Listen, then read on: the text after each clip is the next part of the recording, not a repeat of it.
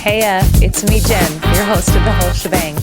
If you're watching this episode right now on YouTube, you get to see this face right now because the rest of the episode does not have a video with it. I made a cardinal mistake early on. I thought I didn't need all of the video files and I needed storage space more. I was wrong, and they're forever gone. But I also want to include the audio. So this particular episode is audio only. I hope you enjoy. Keep watching. Go ahead and look at the rest of them, and you'll see plenty of videos there. In the meantime, you know what they say. You know what I say.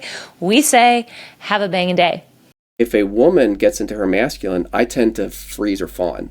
And I have a shame response. I learned this in relationships. When the woman I'm dating gets into her masculine, I kind of freeze or fawn. I fake dead. And I'm like, oh yeah, okay, I guess I can do this. And I kind of like I'm making myself small. I shut down in a flash. Now, that's if it's done without my permission. This is weird. This is like complex, Paul. If it's done with my permission, oh, I'll lay back and let you treat me. Like, that's freaking awesome. But if you overpower me, hell no. This is how I learned that I'm probably more dominantly masculine. If a woman becomes very feminine, I become masculine automatically and I don't faint or feign. Welcome to The Whole Shebang. I'm Jen Briggs, your host. Let me tell you what you're in for here. Many of us have been running at breakneck speed, functioning mostly in our heads, and we've suffered from disconnection, burnout, and lost passions. I believe it's because we functioned in part and not in whole. So we're exploring a new path, embracing intuition, creativity, playfulness, and connection in all of life. It's vibrant, powerful, and magnetic. So come on with me and buckle up, buttercups. We're diving in. All right, loves, it's 10:55 p.m. on Publishing Eve, which means it's Wednesday night at my house. My daughter's trying to sleep in the other room, and she keeps telling me to be quiet, so I'm whispering the intro for you. This episode is with a friend of mine, Paul. We have actually never met in person, but we've worked in the same industry. We've gotten to know each other well over the interwebs and social media.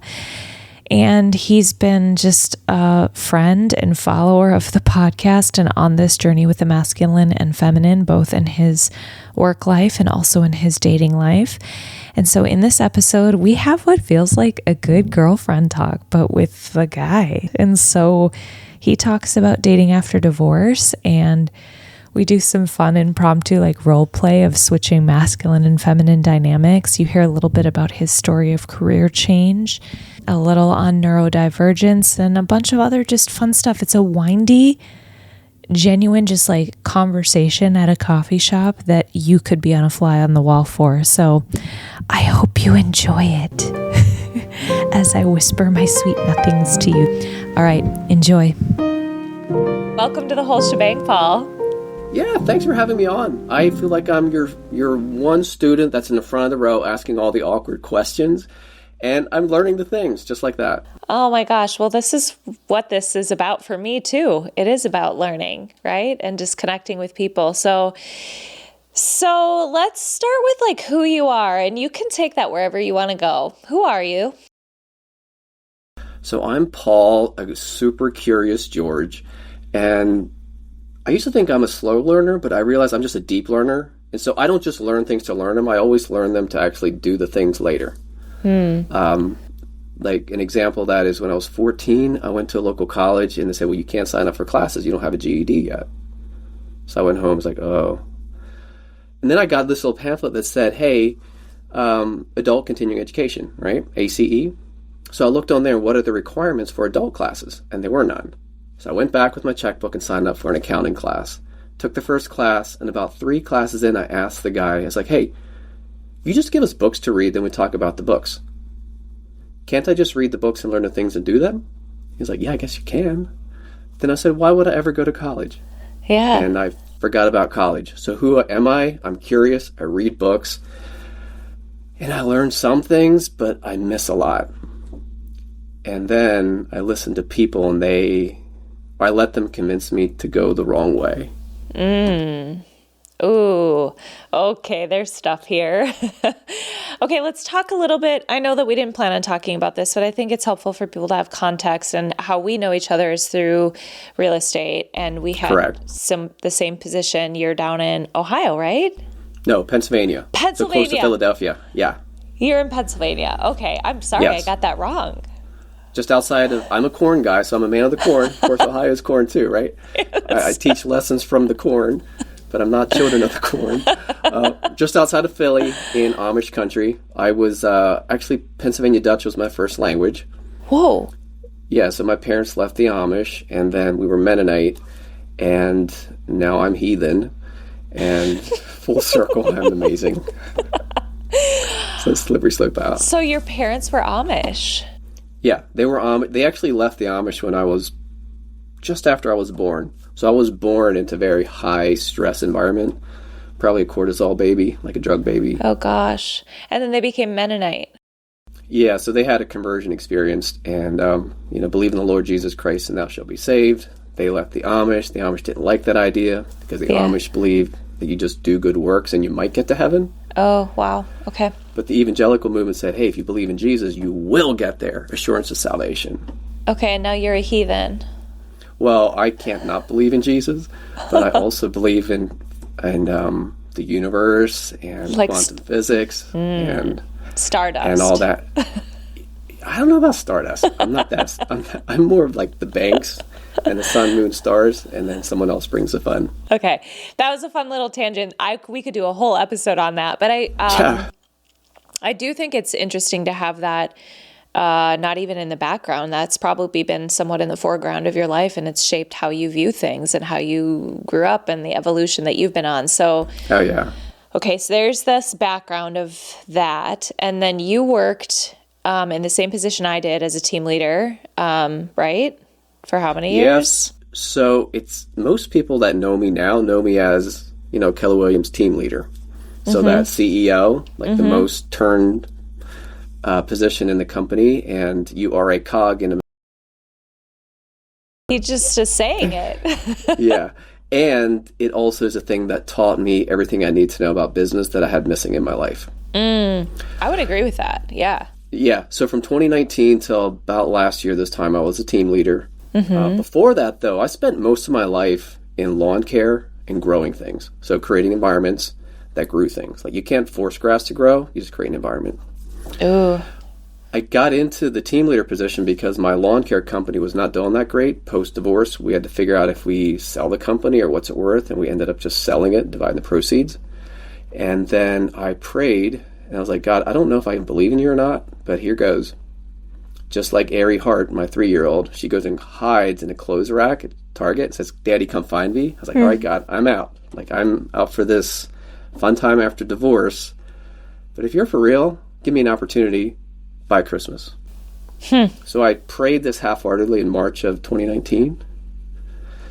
Didn't hear anything. Week before Christmas, the OP then called me and said, hey, Paul, I have a business opportunity.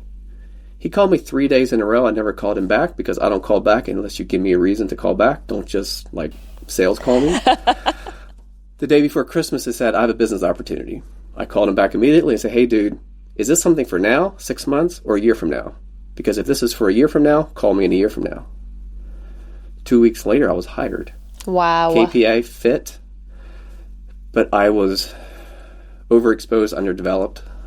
And I got developed pretty quickly.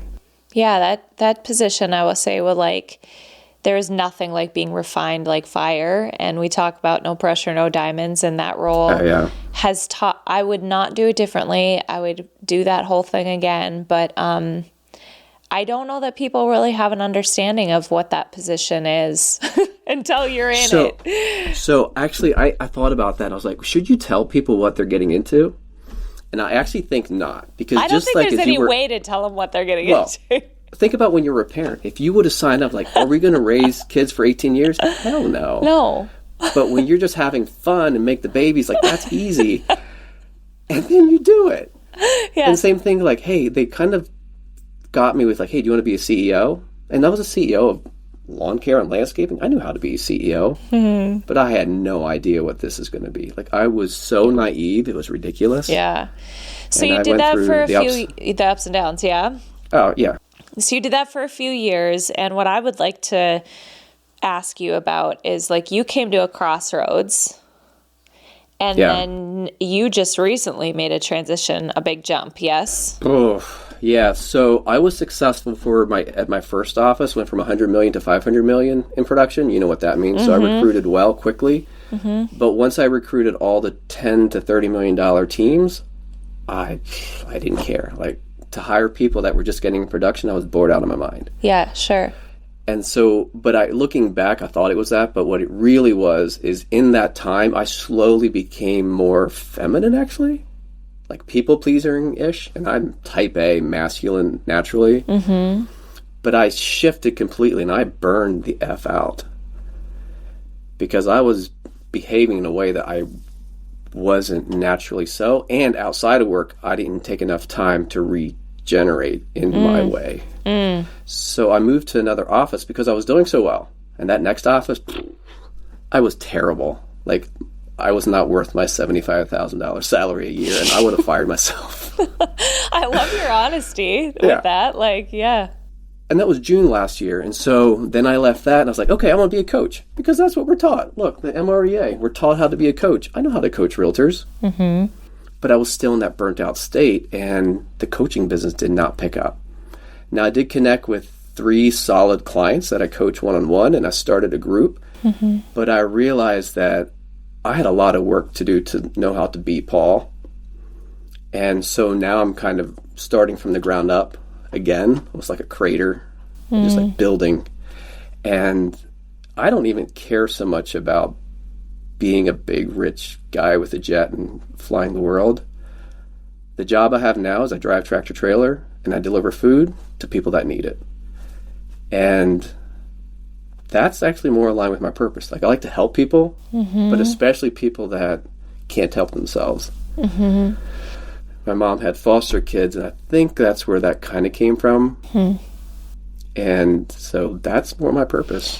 So how did you know it, I mean, maybe I'm answering my own question. Did you know it was time for a change because you felt like you weren't doing well, or were you feeling called to this opportunity that you have now? So I got called to it because my bank account kept going and, there's support payments, and like, if you don't do that, you go to jail, and if you don't pay for your car, they take your car. And so I wish I could say I was really called to it and I listened to the whisper, but no, like, I needed a job. Paul, I wanted something more spiritual here. No. Where is the stardust? The stardust is when I looked at opportunities. I'm like, hey, what am I good at? What can I do?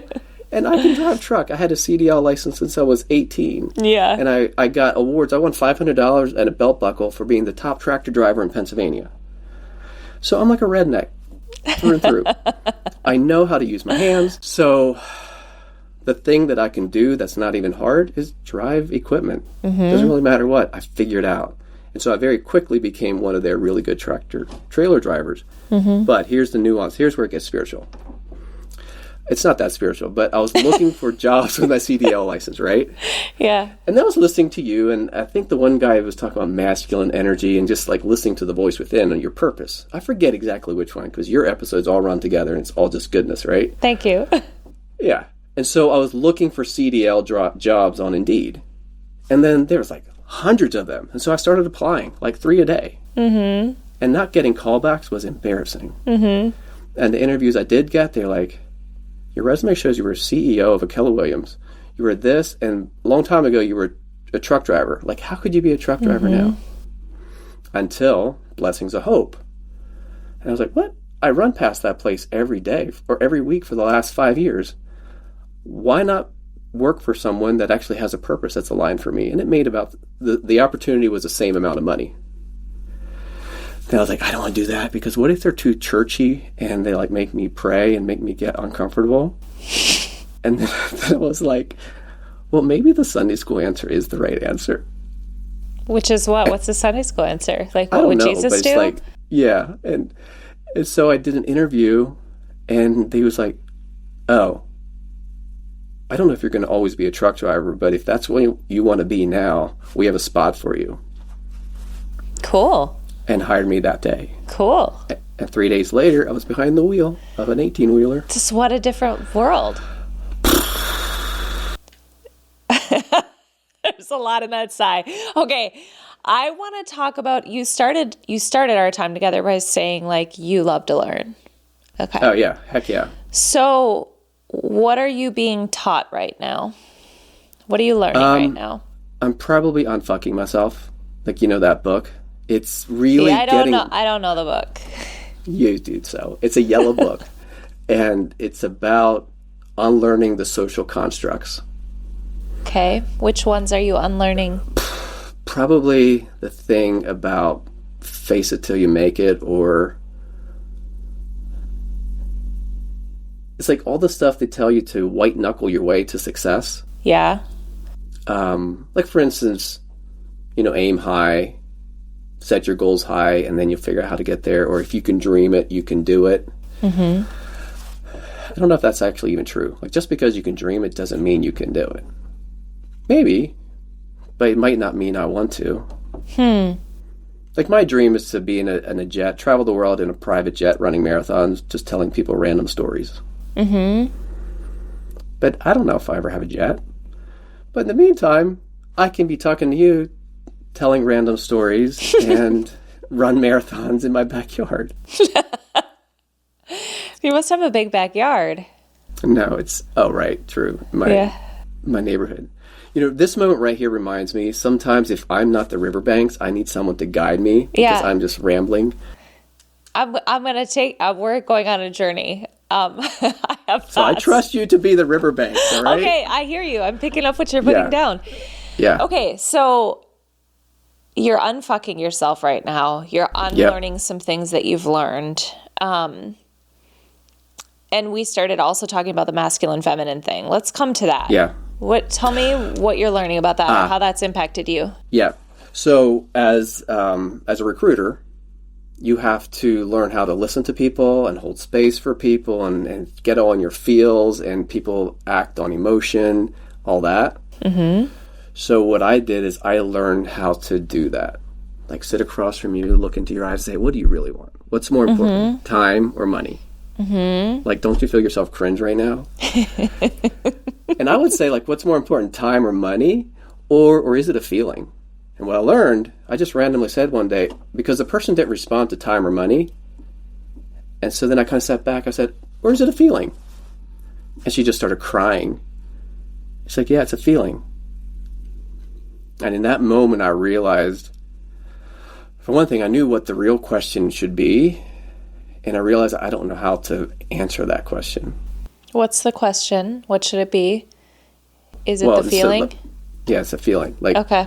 But I think it's more, and that the line to that is like, what's your purpose? Like, what should you feel like when you're doing this? What part of you should you be selling real estate from?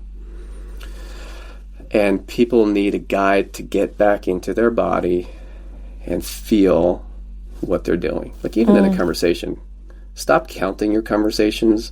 Like just make your conversations count.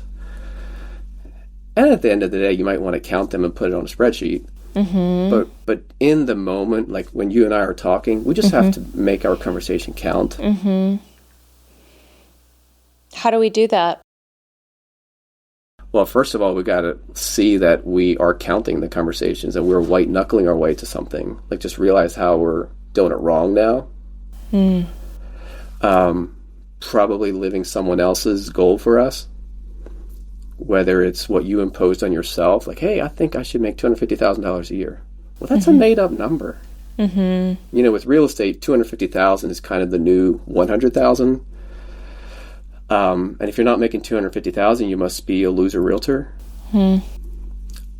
My definition is, you might look at a number to set your goal, but really just set a direction and trajectory, and then see where the adventure takes you. Like, I'm just going to help people.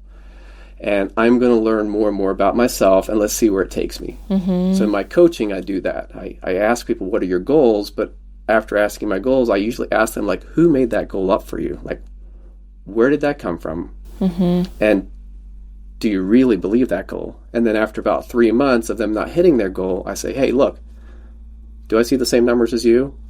Like, yeah. And I say, well, how do you feel about not hitting the goal we talked about? And that's kind of a hard moment to sit in. And And it's usually the quietness or just the silence that actually helps them hear themselves. And I never really had the answer to what they should do until I read Worthy from Jamie Kern Lima, I think. I just got that book from somebody, but I haven't read it yet. Yeah. Yeah, so if you have I just talked about this morning, if you have all the confidence, growth, and contribution, those three, I'm looking at the note down here, confidence, growth, and contribution, but if you don't feel worthy, your fulfillment is missing. Fulfillment is missing. To really be fulfilled, the only path to fulfillment is internally feeling worthy, like a baby. So do you think that's the answer to the question, like, how do you want to feel? Yeah, I think it's worthy. It's everybody. Do you think everybody wants to, that's everybody's answer to the question? So the law of the universe, yes. Like what we really need to get to, the core of it. Now, here's the thing. I learn things, and like later on I learn something that's even more core. But right now, the core I'm at is the worthy question. Because if I don't feel worthy, I'm hitting my numbers, making the money, contributing to my neighborhood, but I still don't feel fulfilled. How do you feel now? Sorry. So the last 3 weeks, it's the first time since 2019 that I feel fulfilled again. But then I listened to the next chapter in Worthy, and it said, what are you putting off because you feel you're not worthy? Okay, what's your answer to that? Well, and the deeper question is, what are you putting off because you're waiting on maybe your weight to be perfect or your bank account to be perfect? Like, is it a relationship? Is it a business? And for me, it's probably, I don't know if it's a business, because the coaching business is the business that I would be putting on, like, and I already do that, but accelerating that. I think the biggest thing that feels like all queasy and weird is the relationship. Let's talk about it. I don't know how to talk about it. What do you mean? Like, this is where I get all giddy, and I'm like, I don't even know how to feel about it. Feel about what? About not having a relationship? About the one you're looking forward to? So, no, the one I'm looking forward to. Okay, yeah. So I do know how to date after the divorce and to go after, the switch that changed was right after divorce. I went after comfort and sensation, like chocolate chip cookies, eating really good food, drinking, and having dates that are just fun. Comfort and sensation. That lasted until it didn't. Then after I was like, ugh, this is weird. Then about a year and a half ago, got into a relationship. It was the first relationship that I was like, oh, wow. Like, I can actually have a second chance at life again. 6 months in, I couldn't figure out why. Just like St. Patty's Day weekend. No, bye-bye. Like, I'm sorry, me and your family aren't good enough for you, Paul. Country boy's not good enough. And there's a lot of backstory to it. But what I learned since in your podcast was I was too much in my feminine energy, pleasing and not having boundaries. And I turned her off big time. Like, she started momming me. Because I started being the boy that left her mom me. Okay. So right? So your podcast, I think it was Farak. That might have been the episode that was the juiciest for me. Yeah. And the John Wineland thing and the feminine cleanse. Yeah. I was like, oh boy. Like, this is definitely what I need. And so what did you learn? What have you learned? What have you experienced? So first of all, what I learned is the relationship ended because I got into I was in my feminine, just pleasing, like she was fixing up her house. I just helped her with everything. On Sunday nights when I said, hey, I got to leave by 3 to be home by 5 because I need my sleep and I need to run. He says, oh, can we just go out for another drink? And I was like, oh, okay, yes, I could. Like, I didn't hold my boundary, which I thought I was just pleasing her. But I learned later that she was probably subconsciously, she was probably testing my boundary. And I let her persuade me. I don't even know how to share this right, except I realized I left her push my boundaries. I didn't keep mine. And after doing that a couple of times, the actual breakup was we were getting ready to go out for coffee. And I wear trucker hats, because I'm a country boy. And I had it, like, up weird. And she's like, you're not going to wear your hat like that, are you? I was like, yeah, I am. And what are you going to tell me what to do? And we got into this stupid fight. And I was like, and she's like, well, you never let me tell you what to do. You never let me contribute. I was like, yeah, I let you contribute all the time. In fact, I pretty much go your way all the time. But this one, no. Like, don't tell me how to wear a fucking hat. Looking back, it's embarrassing, right? But it's real. This is the stuff that happens, yeah. And this is how we broke up. Yeah. But in the reason I think we could have talked through it. Mm-hmm. But there was probably other things that I did were ridiculous too, and she just didn't feel like the energy. She didn't have the energy to actually talk through the bridge that was blown up. Well, and you're right. There probably were like these underlying things for probably both of you this was just the thing that allowed it to come to an end, but it wasn't the real thing. So, okay, go ahead. You were going to say something else? Yeah. Well, so just the end of that is I realized the learning I made was I need to be a man. And I know how to be a man. And when I switch and play the feminine too much, you just lose anyway. But I can't just have a stupid, rigid, because then I'm just arrogant. If I just say, we're going to do this because I made it up, like that's, like I trump you, and it's funny that that's my trump card, and we know Trump is like the trump card. Like that's just stupid, right? Yeah. But if I have a purpose, like, hey, I would love to stay for a drink, but you know what? I need to go home by 3, leave by 3 to be home by 5 so I can sleep, because you know what? I really need to help more people next week. Like that's aligned with my purpose. She would have been like, oh, crying. But as soon as I left, she was like, man, that's my man. Like he has a purpose, and she would feel secure in me having a purpose that she couldn't pull me away from. I think the purpose is, for sure, I think the purpose is, that's really powerful learning. The purpose is like understanding connection to purpose. But I also think that boundary setting is really like in the moment as a woman, you're kind of like, what? Like you, especially this is a challenge for me and a lot of women like me, is that you know how to take control. I know how to play the masculine, right? Like I know how to set the standards. So in a relationship, and it's why I've been doing all the work that I'm doing, because it's easy to just translate that into a relationship and be like, no, can we just do one more drink? You know, how about we just do this? But then to have somebody push back and be like, not tonight, babe. Like, I appreciate that, but we're not going to do that tonight. And this is why.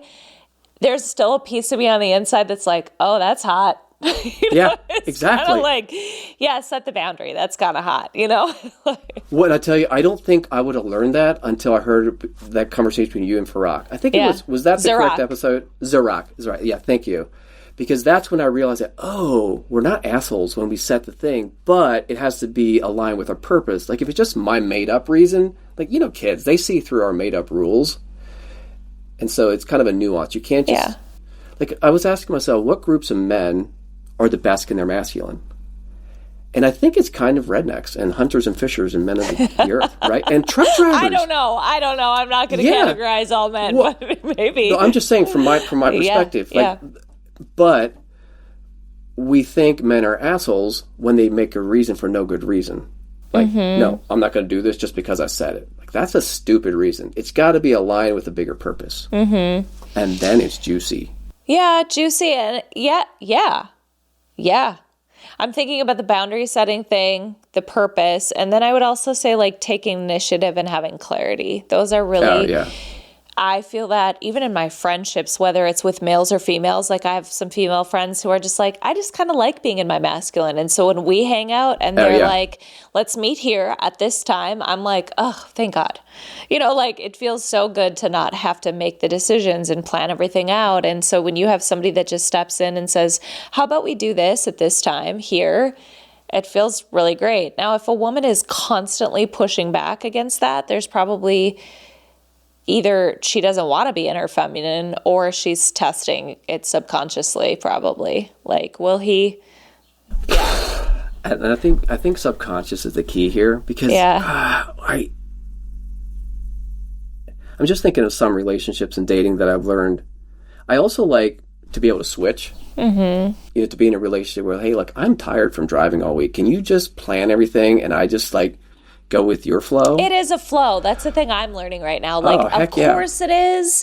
But like, so a lot of what I've been reading is like, if you want a polarized relationship, this is how you polarize it. You purposely move into your feminine. He purposely moves in his masculine. But a lot more that I'm reading right now is, of course, we're going to ebb and flow between the two, but it takes communication on, like, what does that feel like? Yeah. I don't know if it's ebb and flow. I think it's actually switches. You know how in electronic boards there's dip switches, dual inline processor? I don't know, but I am learning. Well, thank you. So think about it. There's like 6 switches, almost like breaker boxes. Okay. So a logic board might be set up for your computer to use a mouse. And you set the switches a certain way so it can use a mouse. Mm-hmm. But what if you want to hook up a printer? Mm-hmm. Well, now everything's USB and automated, but back in the day when you hooked up a printer, you switched it to be set up for a printer. Mm-hmm. The computer didn't ebb and flow into being a mouse or into a printer port. You just flip the switch and then it is the thing. So I don't think it's ebb and flow, I don't know if it's Jen. that easy for me. You can learn for it to be that easy. You think so? Heck yeah. I don't know. Maybe. I'm working on it, but do it right now. So how would your posture be if you want to get into your masculine right now? I mean, yeah, I can switch it. I mean, people can't all see this, but yeah, I'm going to sit up straight. I'm going to put my shoulders back. I don't know. Yeah. See, I felt myself kind of doing this. When you get in your masculine? No, you went into your masculine. I felt myself kind of relaxing. Oh, yeah. No, I just kind of like, oh. Yeah, it polarizes it. But here's what I do. If a woman gets into her masculine, I tend to freeze or fawn. And I have a shame response, like for me. So I learned this in relationships. When the woman I'm dating gets into her masculine, I kind of freeze or fawn. I fake dead. And I'm like, oh yeah, okay, I guess I can do this. And I kind of like start making myself shut small. Down? Oh, I shut down in a flash. Yeah. Huh. Now, that's if it's done without my permission. This is weird. This is like complex, Paul. If it's done with my permission, I'll lay back and let you treat me. Like, that's freaking awesome. That's great. But if you like OP me, like overpower me, hell no. Yeah. But I think, now if you go into this is what I learned too. This is how I learned that I'm probably more dominantly masculine. If a woman is just like, becomes very feminine, I become masculine automatically and I don't faint or feign. Like I just kind of become it. Not a savior, but almost. That's like so much of what I've been reading is like, okay, so as a woman, how can you pull out the masculine? And so like I've heard the example of, okay, you're both sitting on the couch and you're really hungry and you want to have dinner, but you want to start polarizing a relationship. So as a woman, I could go, okay, babe, we should do dinner. How about we go do this at this time? Let's get up and get going. But instead, you like sit back in the couch, slink down a little bit and like, oh, I'm hungry. Let's role play this. Do you want to role play? Sure. Okay. So do that. Okay, like, oh, I'm really hungry. Oh, you are? I'm too. No, this is the bad way to do it. Right. So now I'm going to So now I have to be more feminine. So if he's slinked back in the couch, I have to slink even lower. Like I have to be more flimsy. Yeah. Honey, you know what we should do? I got an idea. I got 2 ideas actually. I don't know which one you like best. Do you want a choice or do you want me just to pick one? I want a choice. No. I'm going to pick one. Get ready. This is what I'll tell you. I want you to wear a flannel. Oh, you're going to tell me what to wear? Yeah. Wear the most favorite flannel from my shirt and the sexiest jeans. And I'm going to take you somewhere. We're going to have some fun. Okay. No, but I role played this with some of my friends. We just for fun did it. And we're like, we learn what it feels like to actually lead. And what does it feel like to you? To me, at first, it felt like once I had learned that my friend gave me permission to be it, I'm like, heck yeah, I'm in. Does it feel good to you then? Oh yeah. But what I've learned is I have to ask, like, hey, I'd like to make a plan. And then I don't say, am I allowed to? I just say, I'd like to make a plan and then wait for her to see how she reacts. And she's like, oh no, I want to do this. I'm like, oh gee, she's not going to be feminine. Like, okay, whatever. And I'm kind of upset. But I let silence actually do a lot of the asking because I'm testing too. Like I am more conscious with how I'm testing now instead of unconscious. I think that's the biggest learning. To see if she'll be feminine. Yeah, here's the funny thing. I'm actually testing it with my daughters. Oh. Like, this is actually fun. Like, my 11-year-old last night, I was like, honey, what do you want to do tonight? And she's like, Dad, why are you asking me that? I was like, oh, okay. I tell you what, I have 2 ideas. We can either go line dancing or go out to eat somewhere. I don't know what's open. And she was like, oh. 10 minutes later, she came back with this outfit with her shirt, like, tied up and jeans. I'm like, oh, I know where we're going to go. And she's like, okay, good, Dad. And then we went to Texas Roadhouse. Yeah, because the like, hey, what do you want to do tonight? It feels waffly and flimsy and like, why don't you decide? You take the lead. But saying like, babe, I'm taking you out tonight, or like, I'd love to have some quality time with you tonight and find a way to make that happen. Would you like to stay in or would you like to go out? And then like some woman was like, but what if he picks a thing I don't like? So John Wineland was like, okay, then as a woman, your response, like our work in our feminine is to be really naturally responsive, which means we're energetically open. Correct. So we can't help but respond. So if you're like, let's go eat sushi and I don't want sushi, if I'm energetically open, I will naturally go, bingo. Yeah. Yeah. And then you go, okay, how about Mexican? And eventually you hit the nail on the head and then it's like, okay, but then this woman is like, well, what if I do that and he still doesn't get it? And John Wineland was like, well, then he's an asshole. Well, yeah, but he was like, he's not getting it. But then he was like, you know what you do? It actually like lights. I'm curious to see if this is true for you. Like what lights a masculine man up in a moment like that is when you throw like a little baby like tantrum. And I was like, what, really? So if he's like, how about Mexican? You go, I don't want to. All of the men in the room were like, that's adorable. I'm like, are you serious? I have to tell you, for me, my first reaction was like, oh God, you're being so dramatic, like internally. And then, like, if I can pull through, this will be fine. But what if you love her and she's like, babe, I don't know. So that's a new thing I learned, that her job isn't to respond in a way that make me feel good. It's just to respond. Yes. And even if she's whiny all the way, let her. She will eventually come out, and like the more she tests me, it's probably testing me more. I think that you providing that structure gives her space to feel how she's feeling. And I think that there's this, like with my girls, I talk a lot about like, you don't have to know why you're feeling the way you're feeling, but when we like suppress it or try to fix it or figure it out, just like let it flow through you, because feelings are like thoughts. Like just like feel it and let it go through you, and don't attach your identity to how you feel. It's just a feeling. But all my life I was taught to like not feel. And to your comment earlier about getting in our bodies, my whole life I was taught to not trust my it's not even about trusting your feelings, it's about feeling your feelings. Oh, yeah. You know what I mean? Like being numb to them. Yeah. Yeah, or just like, well, you shouldn't be angry right now because you have da-da-da-da-da, or you shouldn't feel frustrated because we have things to be grateful for. So I was just out of tune with being in my body. And that's everything to the feminine. Right there. What you said, I think, is the learning I had. Yeah. And the way I would phrase that, and I do to my kids, I'm like, hey guys, feelings is like poop. Like you just eat food, whatever you eat makes your poop, right? Yeah. So if you eat stupid food, your poops are crazy. So whatever you ingest, like read, is how your feelings are going to come out. Here's a key thing though. If you hold that shit in, it gets toxic and you get sick. Yeah. And I know it's kind of a graphic description, but our feelings need to flow, like peristalsis moves the food through. And if you block it, you can't be ready to enjoy the next food. Paul, I just can't get on board with this analogy. Can we change it? Watch. No. Watch Let's this. talk about stagnant rivers. No. Okay, because stagnant river. If you have a stagnant river, can you enjoy the food you're about to eat next? No. What do you mean? I don't know what you're doing.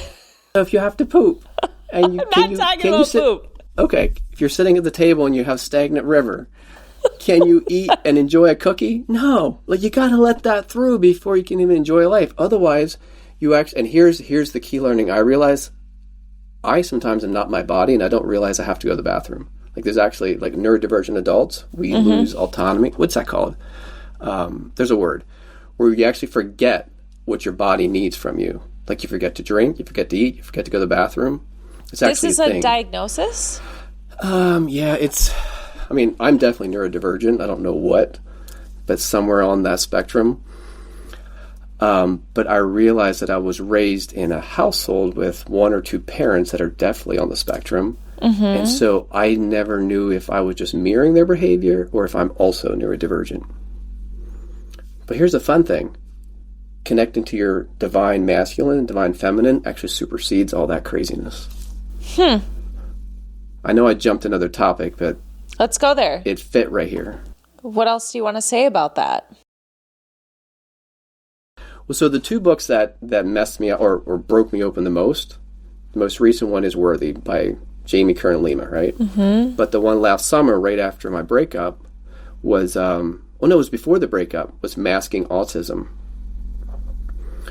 Masking Autism, I learned about autism and ADHD and kind of that spectrum. The key is not to be autistic or ADHD or whatever you are. The problem is masking who you are and becoming something different. And it takes a lot of energy to mask. Oh. So we become incredibly tired. I know that's a whole other topic. The answer back, the way back home, is understanding the law of the universe, that there is a divine masculine and feminine, and you become whole again. And spend time in nature, like the feminine cleanse.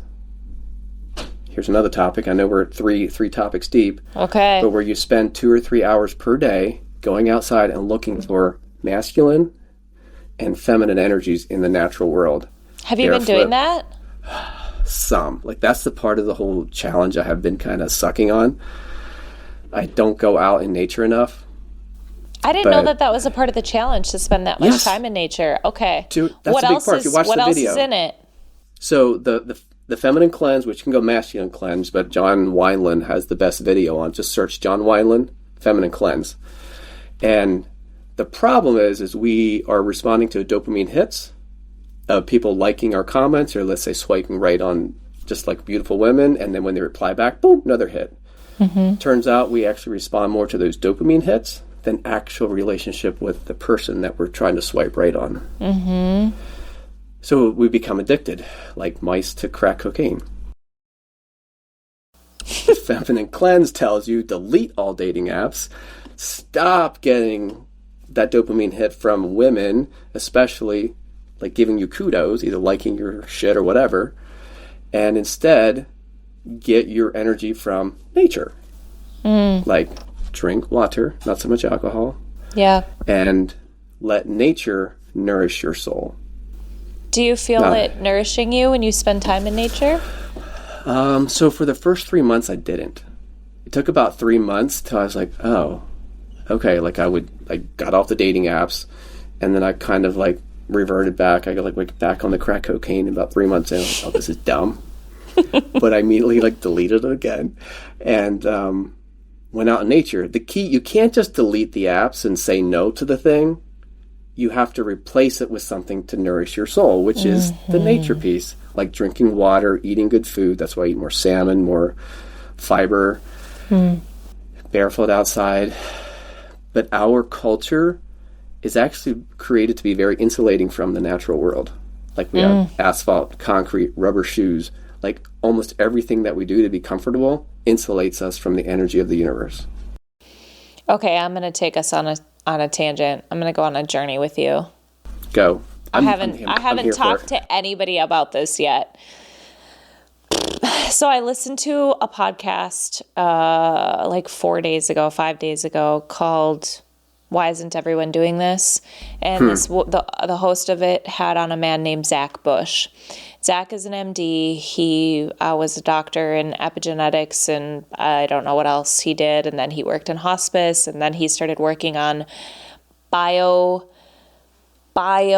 stuff in our gut, but also in the environment. He grew up maybe similarly to we did in a Christian home. He preached for the first time at 14. And has been on this whole journey seeing the connection of all of the living things. So in this podcast, he talked about how reading the Gospel of Mary Magdalene, changed his world. Mary Magdalene, right? I just Yeah, got that's this book. that's not in the It's not like canonical. the Bible as we know it. Yeah. And then he went on to talk about the divine feminine. And I've been like using this phrase, the divine feminine, but I actually took it out of my podcast intro because I was like, I don't know that that's the theme of the podcast as much as it was. I'm not really sure, but like, and I also took the word divine out because I'm like, I'm kind of talking about energetics right now. I'm talking about characteristics and energetics, kind of like the yogic masculine feminine stuff. The divine masculine feminine is like the male side of God and the female side of God, or the male side of the universe and the female side of it. So like, where does that show up? And so he talked about how we've stripped a whole part of God. I don't even know if he said God. And he said the key to his being and becoming and feeling whole was reintegrating that. And so the feminine, the divine feminine is highly intuitive. And it's this idea that the patriarchy, I'm going to put that in air quotes, but like the male form of religion has taught us in every facet of life, not just in religion, that the answers are outside of us. We need discipline. We need a savior. We need something other than what we have. But the feminine, the divine feminine, teaches us that everything we need is within us. And so then blending those two together. But so then it's coming back to this idea of like, what is my intuition? I just started reading the book and then the Gospel of Mary, but like what I'm reading about her, and part of why the men at the time didn't want this included in the Bible was that a lot of the divinity that she found was through sensuality or through her five senses. Not just sensuality, but that is one sensuality, not sexuality. Yeah, sensuality. And a piece of that is sexuality, but absolutely. But that was so, I think a part of why that was stripped is because obviously you can't control politics, you can't control religion, you can't control people if they feel empowered intrinsically, if they know that they have a knowing that goes so much deeper than what anybody on the outside can tell me about scripture, about God. Like, if I know that I have that power within me and that I don't need anybody else to give me the answers, look out. Nobody can control that anymore. You know what I mean? So 100%. No, I'm tracking 100%. Yeah. Which is kind of like, I feel like this, I'm like, oh my gosh, the teacher showed up when I was ready for it. But I'm like, this is like a huge piece to this journey that I've been on over the last few years of like, well, no wonder I've been bucking my religion. And I didn't really know why. Like, I didn't know why I had to like deconstruct it and take it all apart. And then over the last 3 years, like kind of finding myself just saying, everything I need is within, like intuitively knowing that. And now it's showing up in these two millennia old texts saying, yeah, everything you need is here. Jen, that's like, I don't know if I'm excited or mad about that, because both. I'm like, okay, I can't, if I could turn back time, I can't do that, right? Oh, you can sing too. Yeah. Well, I was a choir director. But I almost went to grad school to be a choral director. You should have. I know. I think the way to fix the world actually is through music and stage production, like community theater. It's a form of art that has just been, But it's easy to bring back. Anyway, it doesn't really matter what happened, but we're here now. Yeah. That intuition, I always had a very strong intuition. In fact, I intuitively knew the religious part of my spiritual experience was wrong. And so I didn't even ask questions. Like at 14, they told us you have to dress this way, do this thing. So what did Paul do? What does he do? He reads books. So what did I do? I read 66 books of the Bible in 2 weeks. Whoa, straight through. Read the Bible in a year? Well, you can do it in 2 weeks.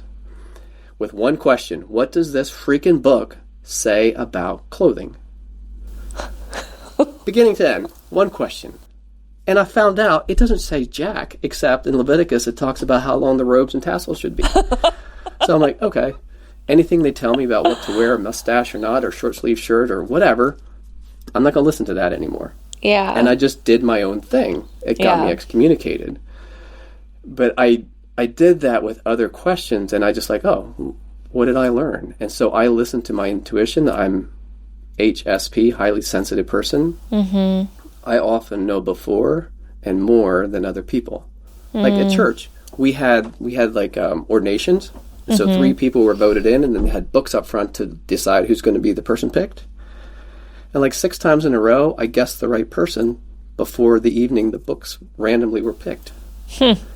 So somehow, I don't know if, and I would watch, like I went to the meetings and watched how they reacted, and I watched the books, so it's not like I was in another room. So I don't know if it was luck, but after 2 or 3 times, I think it's more than luck. And so that kind of told me like, oh, okay, you can just trust your gut.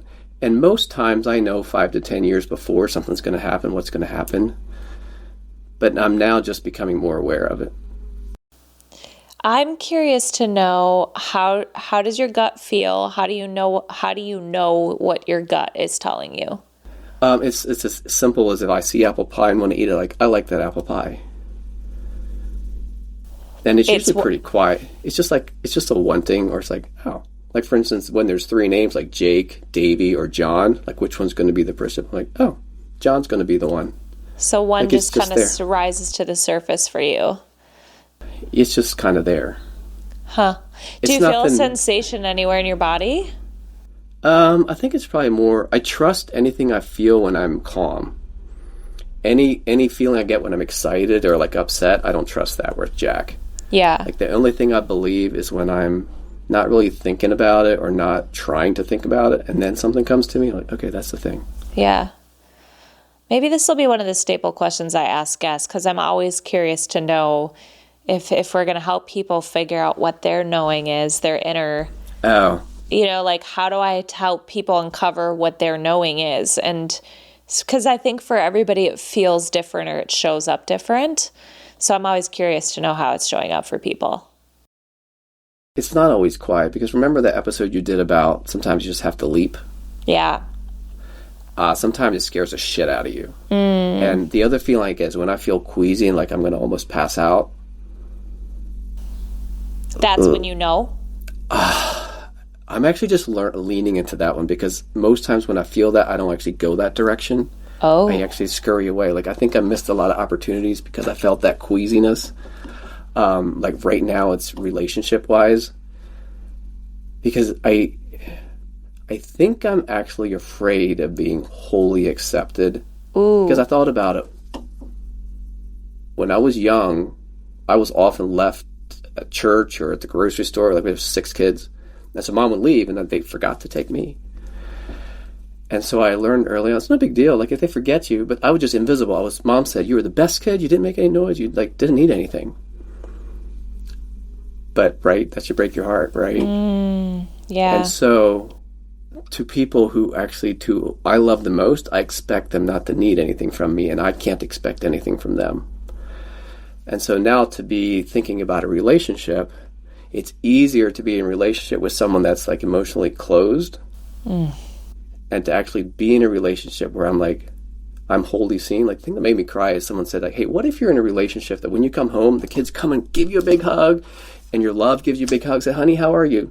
No matter how dirty or crunchy I am that day from driving truck, and then we talk. Like I've never had that. And so I start feeling queasy when I think about, well, maybe I could have that. Right? Yeah, follow the queasiness in this case. I don't think I ever followed the queasy.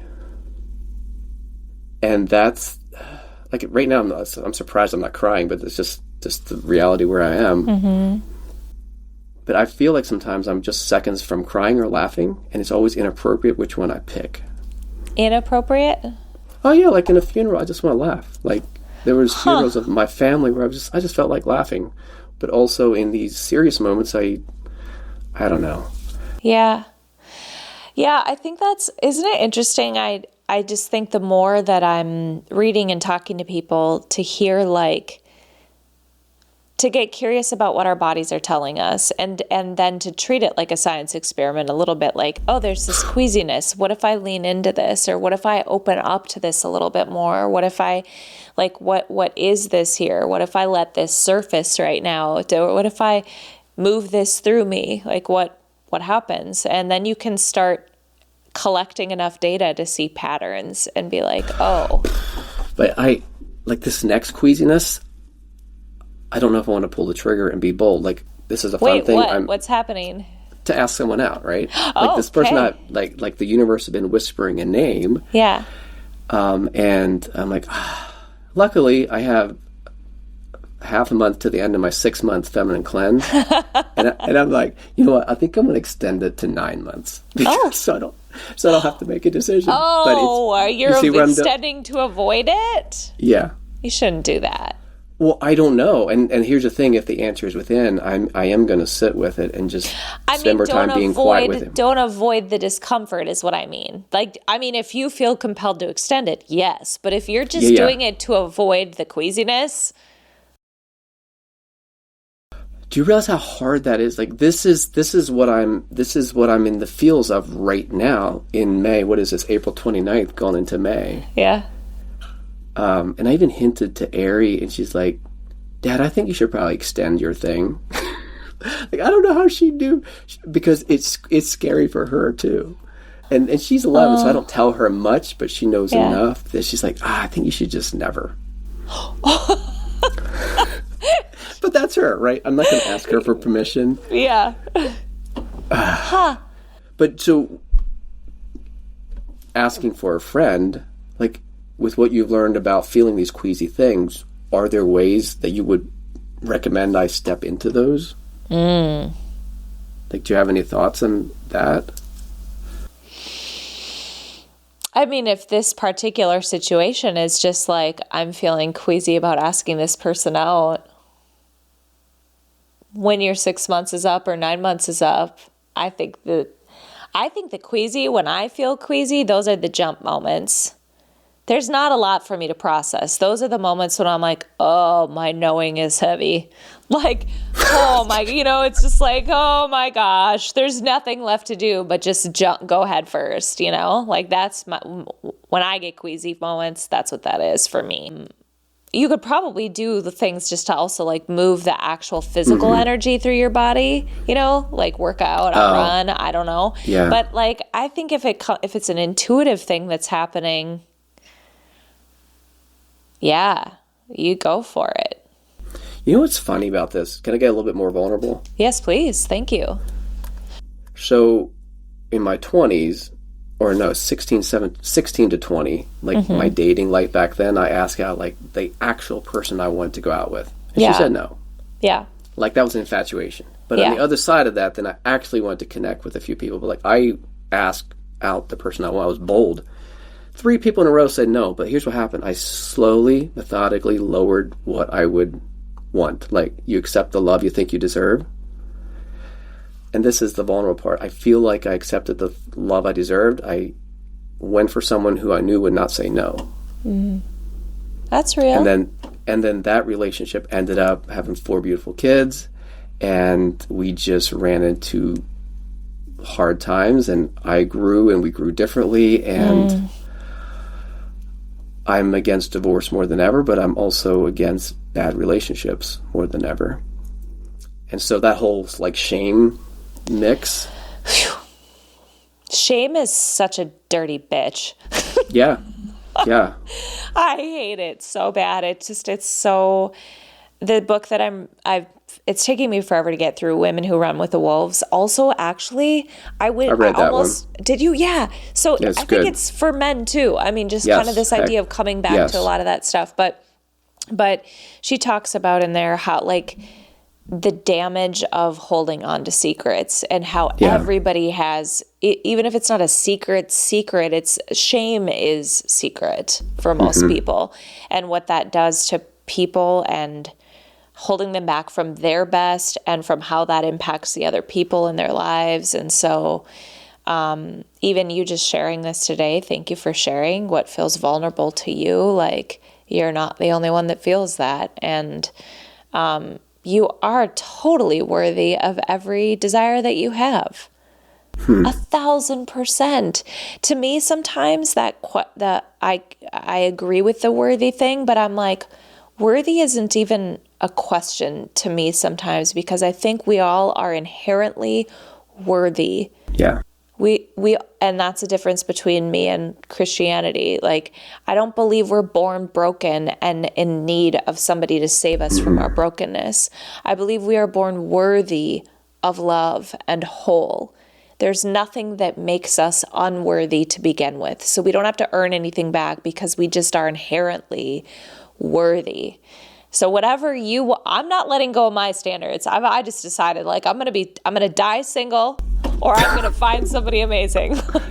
Yeah. You know, like, and I think you should too. Don't, like, you raise the bar to wherever you want it and go after it. And like, yeah. Well, and I think that's true. Like, I realize too, this is kind of maybe weird to say this, but I don't know if it's in your podcast, another one, they said for men, it's easier to find, like, there's multiple women that love could be enough for them. I'm probably butchering the phrase. No, but you're right. You know, and I don't know what it is for women, but I'm a man, so I can only speak from this. And so the person that I'm queasy about, let's say I ask her out, she says no. Yeah. That's not the end of the road for me. You have a lot of options. Well, it's kind of weird to say that. But I think that's life. Like, that's the law of the universe. I think it's a law of the universe. I also think it's a sort of the times that we're in, and part of why I'm doing the podcast. I think that I've heard John Wineland say this, like, men, historically speaking, I mean, centuries and centuries back, the man's job, quote unquote, was to go hunt and protect. And now, because of the way we're evolving as humans, and women have always been more relational. So that's been like in our DNA. It hasn't been really until the last 50 years. Like, this is the first generation where society and women and men were asking more of one another in way of connection and vulnerability and relationship and growth. There are less men that are on the personal development growth journey and wanting that connection, I think, than there are women. And actually, I'll disagree with that. Okay, tell me about it. I want to hear it. So I think there's a lot of women on on that learning journey, but they're doing it to manipulate the men to like them. Only few. Really? Only few are actually on that journey. Tell me more. No, I actually think it's almost like narcissists trying to learn about narcissism so they can narc the other person out. Are you being for real right now? No, I actually believe that. I think there's an equal amount of men and women that are truly wanting to be connected. Well, that's great to hear. But there's more women reading the self-help books. But to manipulate? Yeah, I think so. Now, this is just my experience, because I've been, like, not self-help, but, like, there's so many women, and I'm like, ladies, I love you all, but just know that a lot of your books you read are trying to quickly figure out how to catch your man before he knows what happened. Oh. And that shit's not going to work. However, you have to do deeper work. Like, this is not a quick fix. I have never heard this before. This is so great. I think it's true, and it because I felt bad for women. I'm like, man, all these women, they want these men, but where are all the good men? Which is kind of what I hear a lot, and I thought it was true, but it's not true. Like, a lot of good men, if they're just told, hey guys, just hold space and frame, and let a good woman come in and be the flow and the fun, like understanding our jobs again, we can actually go back to equilibrium pretty quickly. Yeah. Yeah, thank you for saying that. And I want to be clear. The last thing I want to do is be a woman that is like, where are all the good men? And I said this on Facebook at one point, and there were men that were like, I'm out here doing the work, but the feedback I got on that post was that the men are doing the work, but they're doing it more quietly. They're just, like, not talking about it the same way that women are. So there's just layers to all of it. I would love to have data on it, though. Like, I would love real data. You know what the real data is? What? For me, I'm one dude and need one woman. Yeah. So it's 50-50. I don't care if there's 100 women out there or 100 million. I just need one. So as long as there's, like, 5 in the whole world, that's all I need. Now, that's me selfishly. Like, that's actually one of the key things. I don't have to fix the universe.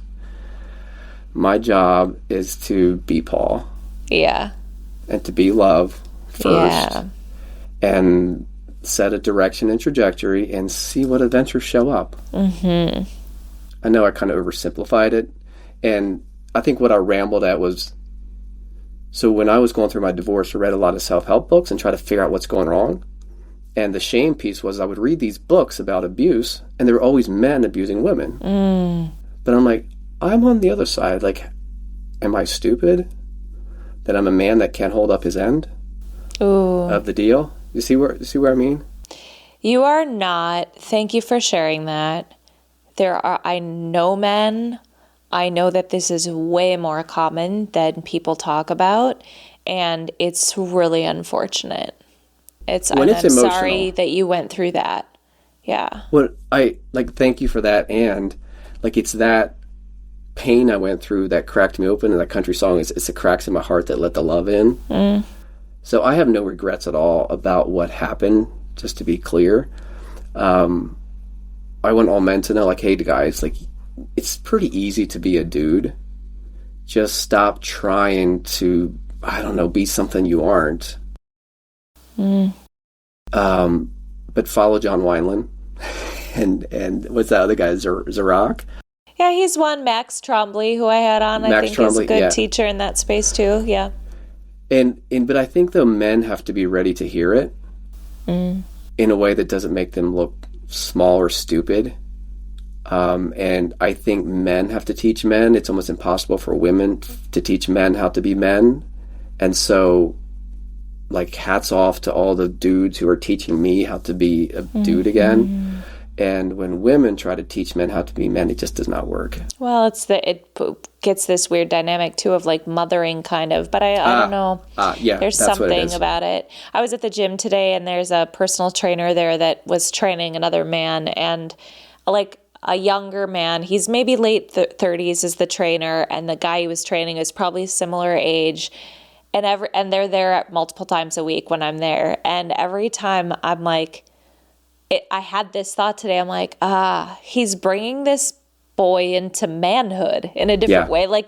It's not about the training. There's something else that they're exchanging in brotherhood that is I love watching, the brotherhood aspect of it, that I'm there's something about that. It's really powerful. Well, and here's another thing. I think a good example is watching kids in sports. My Soren and Tal, they're now 17, 18 and going on to college to play football. When they were 6 and 7, they were playing soccer and baseball. And they're like, Dad, we want to play football. I'm like, no, I'm an EMT. You get concussions. You can't do that. They begged and begged. And I was like, okay, I'll let you play while you are in middle school or grade school. Because you're bigger than the other kids. You won't get hurt. You might hurt other kids. But then watching them go from little boys to men, I was like, oh, this is worth the risk. I can't not let them play football. And it turns out that's how they became men. Soren is going to Slippery Rock, D2 college to play football. Cool. 100% paid. What did I do? Just let him play football and other dudes dad him. Huh. Cool. That's so powerful. Dudes, let other dudes dad your kids. Yeah. Ladies, let other dudes dad your boys. Stop helicopter parenting them, because if you do, you make weak ass boys. Just stop it and let them do dangerous things safely-ish. I feel okay, I know we got to probably wrap this up here. How are you doing on time? You okay? I'm good. I have. Oh, my boundary is I have to set boundaries here. I have till 3:30. No, I'm kidding. Yep, 2 more hours. I have this little twinge of I don't know if it's because I worry about people who are listening to the podcast when we say things like this, that I'm it's okay to be opinionated. It's okay, Jen, to have a perspective on a thing. Oh, yeah. I agree with you that little boys need to be, I've heard people say this too, that they need to wrestle, they need to play, they need men need that too. Men, there's two sides to this. It's men need to be able to get into their feminine, but I've heard from a lot of men that men also have not been in their masculine. And a part of that is getting in their bodies in a more physical way that 100. Yeah. And so you see that in boys. And I think that there are some women that are yeah, but I'm talking to my daughters about how important it is to take charge and know that they can do hard things. But am I talking to my boys about how it's good to feel your feelings? And it comes down to like, again, that wholeness. Like if we're looking at the divine masculine and feminine, how do we teach our boys to hold structure, to be clear, to be connected to purpose? But also, how do we teach our boys to connect to intuition and to be connected in relationship, that those are more feminine attributes? So I don't know, maybe I don't need to say all that. It feels like I'm kind of giving a disclaimer, but I think it's I don't know. I'm sometimes worried that people are going to shut out the whole of the message because they're missing the caveats in there, you know? Maybe I don't need to do that, but. No, I would 100% agree. And my learning is the divine is divine. Like a tree is wholly a tree. Like I think we probably don't treat trees with the respect we should. Like we just cut them down. And what my learning is like, what's my job to be masculine and when is it to be feminine? So it's not that Paul just needs to be masculine. I need to know both energies. And in fact, in business, you need to be both. You, Jen, need to be both in your business. But you can't really wear both hats at the same time well. And I think part of it is being in your body and knowing when you are either one or the other, and don't unconsciously be one or the other. Yeah, that's good. Like that's my work. If you know which one you are and which one you need, and which one you need to switch to create polarity, if you want to make sparks. No, that's like I even tried this I went out for dinner last week and I leaned in and was very masculine, like breathed in and like was trying to be masculine and invite. And the bartender just like got all drooly and I could see her get in and I was like, oh God, like I'm doing the thing. It worked. And then I told her what I did. I said, do you know what I just did? And she said, no, but I said, well, what did you feel? And she's like, I wasn't going to tell you. I was like, yeah, you feel giddy and you felt like you didn't know what to do. You were like out of control. She's like, yeah, and it felt really good. And then I told her and she's like, oh my God, that's cool. And I said, well, let's flip it. Won't you do it to me? And she got into her masculine very quickly and I got all oozy. And it was a fun little experiment, Jen. It was someone I'd never met before. You just did that with the bartender. That's cool.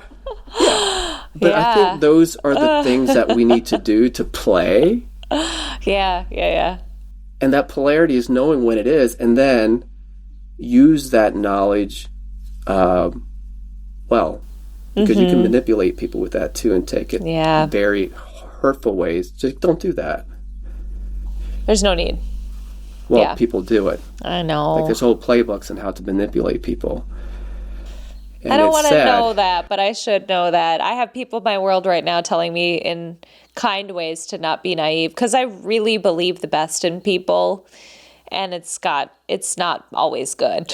Jen, the best way to know if you can trust someone is to trust them, and they show their colors quickly. Yeah, that's what I'm living by. I know, and that's okay. I can. It's okay. Okay, is there anything else on your heart or mind that we haven't talked about that we should talk about today? That's hard because everyone is such a different place. I think the two words are masculine and feminine, but on top of that is the divine masculine, feminine, and just start reading about that.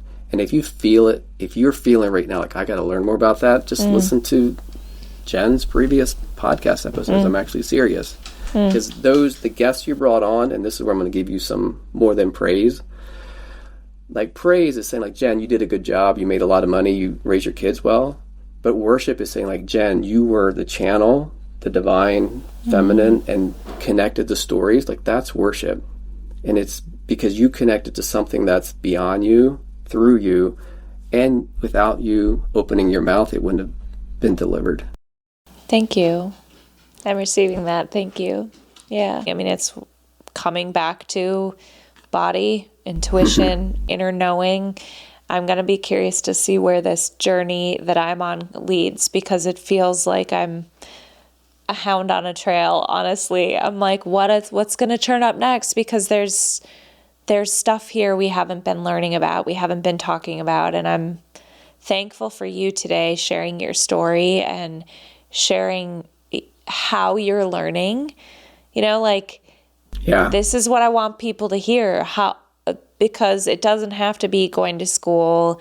It doesn't have to be having a degree in something it's like we have these innate little radars that are teaching us things all the time. Yeah. Well, and also, I know I'm always like PS, but PS, guys and girls, it doesn't matter who makes the money anymore. Like, throw that out the window. Like, our job as dudes is to be the dude, frame and form. And you can be an amazing partner by just holding that frame and space for your partner to flow and whatnot. You might make $50,000 a year, she might make $250,000. That doesn't matter. In fact, it takes, I think it actually might take a braver man to love a woman in our social construct who makes more money than him. And we need to be that, men. Thank you for saying that. Feels good to hear. It's letting me off the hook too, not gonna lie. What do you mean letting you off the hook? No, it's to not worry about, because I compare myself, like, are we compatible money wise? And you don't have, like, that's it doesn't have to be equal anymore. It has to be compatible, but you have, the relationship is a different silo than the money. I think, for what it's worth, because I have these conversations with the women in my world, and I've made very little and I've made a lot, and and there was a period of time where I was like, I don't think I could be with a man who makes a lot less than me. It wasn't about the money, though. It was about their willingness to take initiative, their having a sense of purpose, their feeling like they're of use in this life. Like, it wasn't the amount of money, it was all of the other things. The second thing I will say to that is that I think, I could be wrong, and I don't have data on this, but my perception is that if men aren't making as much, they feel threatened, or they like feel some kind of way in the relationship. So then they're trying to like overcompensate for it, or they're not showing up in their masculine because they're feeling emasculated, even if the woman isn't doing it, which she might be doing it without realizing it. But I think there are other additional dynamics there, that it's not about the money, it's about all the other things. So I and a lot of other women in my world, and I'm not making the same amount of money as I was 5 years ago or 4 years ago, I guess. But like, we've all been like, kind of come around to that and been like, it really doesn't matter. It's the connection, it's the relationship, it's a sense of purpose, because those things change just like everything else in life changes. Because what if he is making 5 times what he's making now in 3 years? Will you love him more then? That's bullshit. Like, it's who are the two people being? How are they showing up to the relationship? That's what it is. Jen, when would you want to meet a man? As he's beginning his build, or when he's already built? Built what? Himself? Anything. I don't know. Let's say he's built his self-confidence, but his like money went up and down, like through a divorce, lost everything and restarting. I want a man that has built his character and that knows who he is and that is grounded in his being. That is more important to me than the amount of money in his bank. Do you know how many dudes are asking the question that you just answered? Oh, really? Like, all of them. Really? Thank you. Yeah. Yeah. I had no idea men were asking that. Thank you. You're welcome. 1,000%. Yeah. Good women, the women that I've just called I'm going to put myself in that category. You're a good woman. Thank you. Stop it. Just say yes. Thank you. I'm saying thank you. You're welcome. The women that I'm talking to, our heart is to be known, to be seen, to be connected to be loved, to be guided, to be ravished, to be like all of these things.